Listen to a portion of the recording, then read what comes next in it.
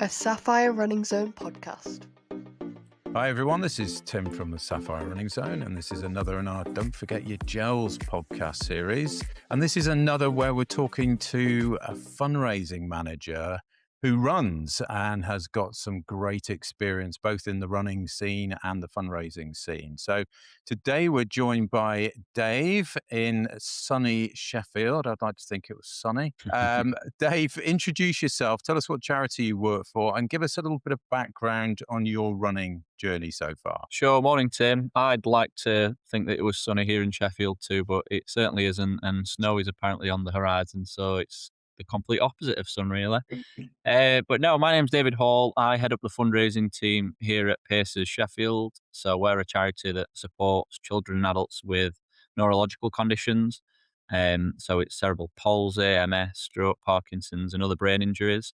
And we use a method of support called conductive education here at Pacers, where we use that to help teach the children how to walk, talk, sit, stand, and gain as much independence as possible. We then use that same method of support within our adults to ensure that they don't lose their independence and keep their mobility. So I've been here for 6 years now. And before that, I was at a charity called Blue Bellwood Children's Hospice for around about 5 or 6 years too.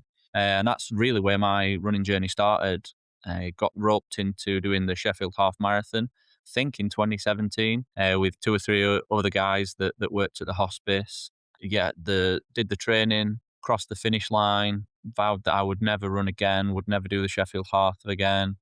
Had people telling me before I did the run that, you'll cross the finish line and you'll have this elation and this grandeur feeling of what you've just achieved. And all I could think was, if I was running a full marathon, I'd have to do that again. And I never thought the day would come where I would want to do that. But so sort of dropped off the running scene for a while. But as an individual, I do like to set myself goals. I like to have a challenge every year. And for a long time, that challenge was I do want to run a full marathon. So I sort of slipped back into running, did a few more halves, did the Sheffield half again, did the London Landmarks half, a few 10Ks, and then just fell back in love with running, really. The side of it I really like is the mental side of it. As an individual, I like to see how far you can sort of push your body and, the whole David Goggins spiel stuff. I really buy into that. But I also, I like to have a challenge every year. So started sort of pounding the pavements again and did tick off that box of a full marathon a couple of years ago. I did the York Marathon. Again, didn't cross the line feeling elated in any way, shape or form. Just couldn't believe how hard it was. Um, and now I'm at a point where, like I say, I run for the mental side of things. I like to be out for like an hour or so with no targets, no goals specifically, and just enjoy running, my music on, just a bit of mental time for yourself. And that's the sort of side I love about running more. So yeah, it obviously ticks the box for the fitness too.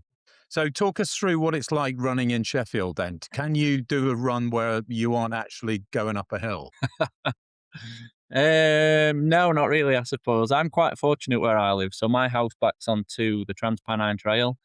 I'm only a mile away from Rother Valley, which is a country park near where we are. The country park is, to loop it, it's 3 miles. So I start a lot of my training there.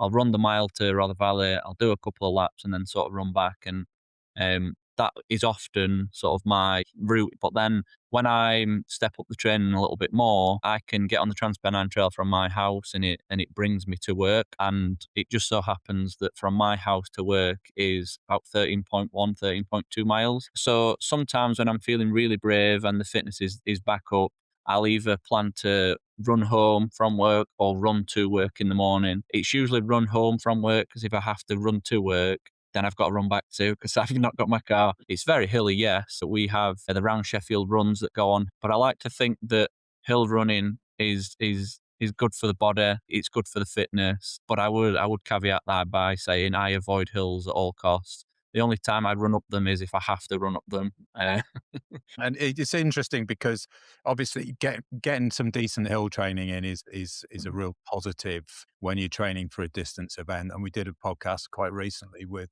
a guy in New York who, was aiming for a quick time and therefore really wanted to do hills because it obviously does impact on your fitness levels. But so he was having to seek hills out and had a specific schedule for tackling those hills. How did you find it when you went to do the London Landmarks half? Did you feel the benefit, because that's a predominantly flat course versus a Sheffield half, which obviously isn't flat. So what did it feel like when you went to London and did that one? Exactly that. Yeah, it was quite nice to know that there wasn't going to be any hills to tackle. When I first did the Sheffield half, before I'd done it, a lot of people were sort of saying to me, "Oh, it's 6 miles up, it's 6 miles down, and a bit in between." So being sort of quite new to running and not necessarily having that experience, not knowing the route, I just thought, "Oh, well, that's fine. We'll go hell for leather for the first 6 miles. We'll get to the top of the hill and then it'll be a jolly coming back down." But now a little bit wiser, done quite a few runs. I know how to sort of tackle running downhill a little bit better. Funnily enough, my downhill time when I did my first half was slower than my uphill time. So I think that sort of pays homage to the inexperience I had at the time and how sort of quickly maybe I tackled the hills. But yeah, when I got to the same with York to some degree as well, it's really nice to sort of run flat. Like I say, I do like to try and sort of push the body and mind over matter and stuff. But if I can avoid running up a hill, I do try to tend not to do that. So London was great. The experience itself was amazing. The route was fab. Um, yeah, but I think I definitely am one of those people that prefers a flat route. Yeah, yeah, that goes for most of us, I think. Talk to us about the difference with your training then for the marathon. I mean, how long did the training take versus the half, and what sort of long run schedule did you have? Well, starting when I was doing the York Marathon, sorry, I think it was in September time. So I went into the new year saying, right, this is the year I'm going to run a marathon. So I'm very much a goal oriented person. I like tasks to do. I like tick boxes every day, checklists. And I am one of these people that sort of likes the New Year's resolutions and stuff. So I started the new year great. I didn't necessarily have a run schedule planned in terms of this is what I'm going to do every week, month until I get to September. What I did do is break it down into, well, I know the Sheffield half is in March, so we'll do that. And then I know there's some events that we were part of where they were 10K runs of like, I know they're coming. They can all be sort of training runs. And then for the most part, just got out and sort of eased up the miles that I was doing every run. I'd try and add a mile or 2 miles every month that I was running. So I'd just try and creep that distance up further and further. Um, Went into the Sheffield half in March. Um, did the PB at the half, felt really good. Ticked that up to around about 16, 17 miles. And then I think I'd got about 4 or 5 months left before I was due to do the York Marathon in September. And then my life sort of imploded to some degree. Me and the ex-partner sort of split up, and training sort of just didn't necessarily come to a halt, but it definitely tapered off. Thought about, have I got capacity to actually run this marathon? And I pushed on and sort of did it anyway. And then I realised when I crossed the start finish line and started the York Marathon that the furthest I'd ran at that point was, I can't remember if it was like 16 or 18 miles in one go. So I thought this was going to be a slog anyway, but it's going to be even more of a slog now. So I put myself in the sort of starting pen with the 5.5, 6 hour runners. Genuinely thought it might have taken me that long to get round just because of the training that I hadn't done really. And then I guess the occasion of actually being there in my first marathon and, the other runners around you, I got to the 20-mile marker and felt really sort of quite comfortable. The last 6 miles were definitely a slog. A couple of people saying it's only a couple more park runs or you've only got 6 miles to go definitely didn't help. Yeah, a lot of bad words were said in my head to those people. But yeah, I crossed the finish line in sort of like 4 hours, 28 minutes, which I was sort of partly blown away by, but also a little bit annoyed at myself because I thought if I'd kept that training plan up, I could have definitely sub 4 hour it, which is sort of now a new goal that I've got. But up until sort of, life occurring and getting in the way to some degree, it just felt quite comfortable to add a mile or two per month. And I think that's probably what I'd do this year moving forward. It also, I think it helps mentally for me if I've ran 30 miles and I think, well, by next month, I only need to do another mile more or another 2 miles more. It sounds easier than saying, right, by this month, I need to be at 20 miles or I need to be at 22, whatever it might be. Yeah, and I think anyone who's listened to these podcasts previously will probably be sick of hearing me talk about the training principle of progression, but that's absolutely what it's all about. It's about adding little distances, a little bit extra on every time on those long runs. And it's amazing how you can progress. It's incredible. So you did really well for your first race off the back of 16 or 18 long run. That's a really good time, and gives you something to aim for. The 4 hour is a nice target to go under. So I Yeah. think I think given the sort of break that you had between those two events, then you clearly have got a real opportunity to go under 4 hours next time. Um, Obviously, given the sector that you're in, sort of fundraising is almost not compulsory exactly, but you sort of feel like you've got to do it, don't you? Particularly, were you running on any of the entries that were owned by the charity in any of those events, or was it your own place? Did you have your own entry in those races? Well, it's a bit of both, I suppose. So yeah, I run as part of the charity. Yeah, I sort of pay the registration fee like everybody else sort of does, and we have minimum fundraising targets which differ depending on how big the event is. If it's a 10K, if it's a half, for example. But yeah, I run as part of the charity team, and very much believe that if we're asking people to get involved and don the Pacers pink and fly the flag for us and go out there and fundraise for the life-changing work that goes on here, that we've got to sort of lead from the front.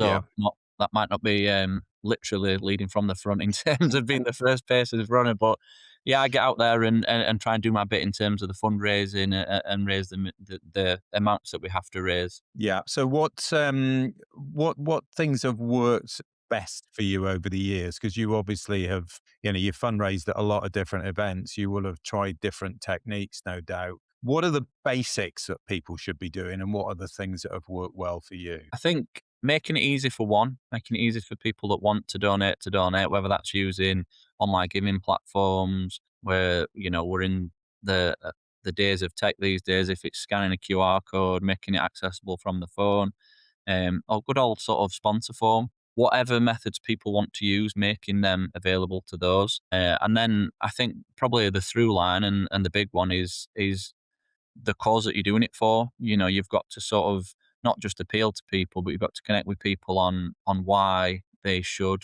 donate to you for what you're doing. You could argue that some of the donation that comes is because people are putting themselves through these challenges, which in themselves are, if you're a person that's never done a 5K or a 10K or a half or a marathon, then the fact that you're putting yourself through that challenge is one thing. So that might bring with it some donations, but if you can top that up with, this money is going to support this, I think it makes it even easier for people to try and sort of give.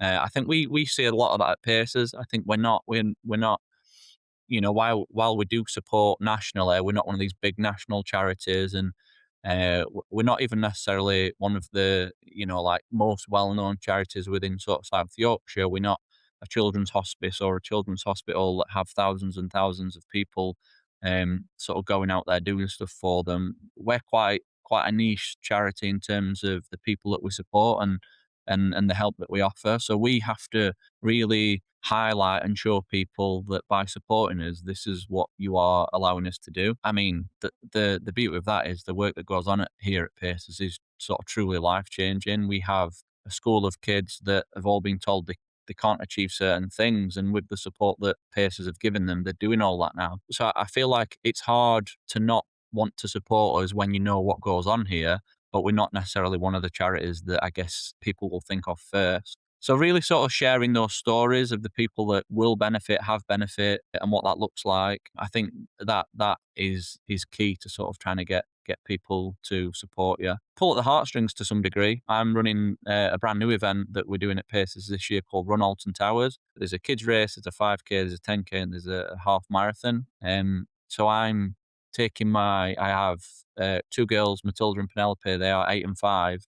I'm taking them down to Alton Towers on the Saturday to do the kids race, and then I'm doing the half marathon on the Sunday. And I've made them their own sponsor form with, telling people what they're doing. And it's fair to say they've got more donations than I've got so far. Well, that's a great way of doing it. Get them started nice and young, and it's just a great example to other people, isn't it? If you can have two guys that age, fundraising, then we should all be doing it, shouldn't we? Really? I talk to them to them about what I do here, and they're quite interested in daddy's job. So yeah, if an 8-year-old and a 5-year-old are saying I'm doing this run to help these people, then I think it probably just makes you think, yeah, I could probably help or do a little bit in my capacity too. Absolutely right. What was your most successful fundraising event, and why do you think that was? 10K last year. I think, touching on the earlier point of people not necessarily knowing who Pacers are and what we do, I think one of the things that we're really good at here at Pacers is building partnerships and building relationships, and making people aware of the impact that they're having on the children and adults that we support. We've been an official charity with Run for All for the Sheffield 10K and the Sheffield Half for 4 or 5 years now, and we've gradually seen the numbers to the 10K go up. So the half is often not as many people because it's a much bigger commitment for people. But the 10K, I think we probably started 5 years ago with maybe 20 runners. And then 2 years ago, we had about 51, 52, and we thought, wow, this is incredible. And then last year, we had like 62, 64 runners doing the Sheffield 10K for us. And it was that real moment of, there was a sea of pink. The pink is the Pacers colour, and you can't really miss it. And it was amazing to sort of see that many people out fundraising for Pacers. And, that was made up of a lot of the corporate businesses we support. We have an incredible organisation that supports us called Gravitate. They show up for every one of the Pacers runs. They had a big team do it. They had two of their members of staff run in fancy dress. One ran as an alien, one ran as a rocket, which was quite something to see. And then it was also staff from the specialist school that we have here at Adult Services. We had some family run for us, and then just people in the community. And yeah, like I said, before we knew it, we had sort of over 60 runners. We were sort of pushing in around sort of 10 grand raised for us from that one event. And then outside of that, it was just a massive awareness raiser. So it was. I always love the race days anyway. I don't necessarily like the 5 a.m. starts that we have to get up and set the gazebos and stuff up, but I love race days just because of the feel and the crowd and the atmosphere, and everyone's there to support each other. But that was a particular incredible day. Yeah, it sounds it. That's a fantastic number of people to have out supporting you. It really is. So, what are your aspirations personally then on the running front now? What would you really like to achieve, and what plans have you got for the rest of the year? Well, multiple people keep telling me that I've said that I'll do the Sheffield half in March. I don't recall the conversation. It may be something that I said. I mean, I've vowed never to do the Sheffield half once, and I think I've done it about 3 or 4 times now. But yeah, I got back on the trail last week. Really, I think I've sort of clocked up 4 runs in the last sort of 7 days. So I've completely got the bug for it again. So I'm doing the Run Alton Towers, which is in November, so plenty of time for that one. But I'm gonna sort of stay out there and keep doing what I'm doing. I went out for a run last night. I was just going to do one lap of Rother Valley, get the 3 miles in. And, I did the mile and felt really good. And I just thought, "Hey, let's just keep going." And by the time I'd finished, I'd done 2 laps. So I'd got a nice 6 mile run in, which I was quite proud of to say. I've only been out that was my fourth run this year, after quite a gluttonous December. So I'm going to keep to the training, and I've now sort of got one eye on doing the Sheffield half. If I feel comfortable enough to do it, I'll probably do that in March with the rest of the gang, and then just keeping it up. I've got a couple of 10Ks in mind. There's a virtual marathon challenge that I did a couple of years ago. I might sort of pick the next phase of that up because it's in sort of 5 parts, and then I'm eyeing up one full marathon in October. I'm not committing to it just yet. I'm I'm going to see how the training goes and keep that ticking up. But it's the Loch Ness Marathon. It just looks like a beautiful place to sort of go and run. So if the training sort of keeps on as I hope it does, I might get out and do that. And then I guess even further forward than that, I'd love to go abroad and do a half or go and do a full marathon. I keep saying that I'm not doing any more halves in the UK and then keep doing them, but the time will come where I think I get bored of them and would quite like to go and run in the sun. To be honest, we had one of our amazing supporters who also rocks up at every run we do. A guy called Dale. He's the head teacher at a primary school, and he did the Australia Marathon for us last year. It just looked absolutely phenomenal. So I'd quite like to experience something like that. Yeah. There's some incredible events around the world, that's for sure. What advice would you have for somebody who's got their own entry in an event, not a charity spot, but their own entry? They've never fundraised before. How can we persuade them to get their fundraising page set up and see what they can do? I think the sort of two these days almost come hand in hand, don't they? I think if someone's doing a challenge, they try to see if there's something that they can link it to. But I'd encourage everybody that's in that position to do so. I think if everybody these days has a cause or a charity or something that's meaningful to them for whatever reason or another, find out what that is for you. I guarantee there'll be a charity not too far from you that supports whatever that thing might be, whether it's children, whether it's adults, whatever it might be. There's charities out there that support every cause. And these days they make it so much easier for you to fundraise for them and support them. You'll get fundraising packs, which are, again, tips on how you can fundraise, what you could do, what you could try. Even the least tech savvy people, they can get support setting up online fundraising pages. If it is sponsor forms, they can help you with stuff like that. It's like if people run for Pacers, we offer them everything from, tins, buckets, flyers, flags, the pink T-shirts to go run in. If you're doing something that's a challenge like that, there will be people out there that will want to support you and will want to help you make a difference and make an impact to other people. So I'd just sort of find out what that cause is that's important to you and seek out what that looks like wherever you're from. Yeah, and I think you mentioned it there. It is easy. It is easy to set a page up. It's not necessarily easy to raise 2 or 3 grand if you've got an entry in a big marathon, but it can be done, as we know. Thousands of people do it every year, but it takes time. But it is easy to set a page up, send it out to your friends and family, and raise 200 or 300 pound. Everyone says, oh, I just haven't got time. I can't. I've got too much on, but it will make a massive difference to somebody somewhere. And if we can all be out there raising 200-300 pounds, imagine the difference that would make in a half marathon or a marathon somewhere. Dave, look, that was absolutely fantastic. I really appreciate you coming on and joining us today and giving your time up. And good luck with your next race, which will, by the sounds of it, inevitably be the Sheffield Half. Yeah, cheers, Tim. Thank you. It probably will. Yeah, let's just hope it's not snowing like it says it's going to.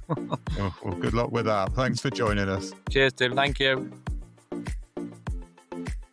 Thanks for listening to this Sapphire Running Zone podcast. Keep checking back as we have lots more podcasts coming soon.